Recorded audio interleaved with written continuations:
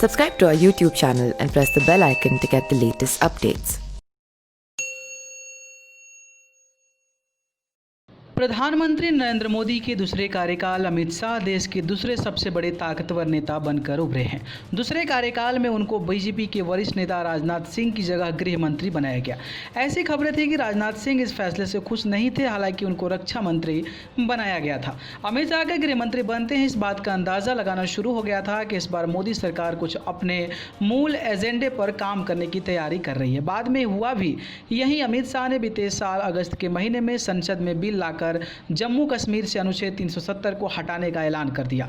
BJP और RSS के नेता जिस बात का बीते 60 सालों का इंतजार कर रहे थे, उसका ऐलान खुद पीएम मोदी भी कर सकते थे, लेकिन माना जाता है कि यह पीएम मोदी की रणनीति थी ताकि अमित शाह को एक नेता के तौर पर देश में स्थापित किया जा सके। इसके बाद अमित शाह की अगुवाई में नागरिकता संशोधन बिल पास किया गया, तो इन दिन भी पीएम मोदी की संसद में उपस्थिति नहीं थी। वे उस दिन झारखंड की रैली में व्यस्त थे। यह भी शाह को स्थापित करने की रणनीति का एक हिस्सा माना जा रहा था। 3 तलाक और एनआरसी के मुद्दे पर भी अमित शाह ने इस सरकार को ओर से मोर्चा संभाला। बीते 1 साल में पीएम मोदी की छवि एक विकासवादी नेता, तो अमित शाह की छवि एक कड़क और हिंदुत्ववादी नेता के तौर पर पेश की जा रही है। हालांकि अमित शाह 2 मौके पर चुके हैं जिसमें सरकार और बीजेपी को आलोचना भी झेलना पड़ा है।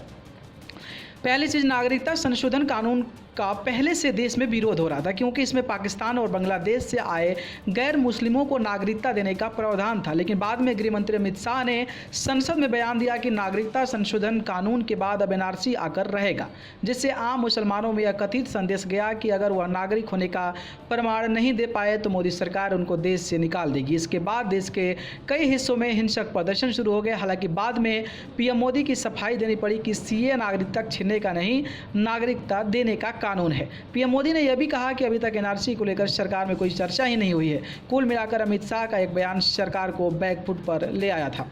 कोरोना वायरस के संक्रमण को रोकने के लिए लगाए गए लॉकडाउन का पालन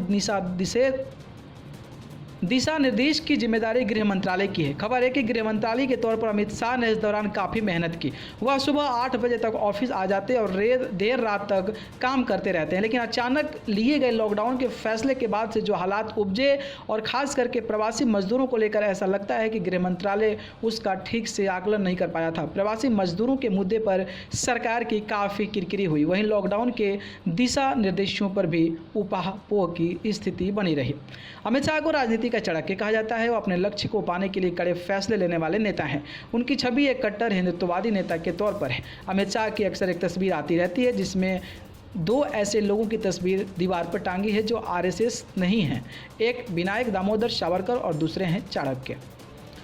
न्यूज़ रूम से न्यूज़ लाइव की report. Subscribe to our YouTube channel and press the bell icon to get the latest updates.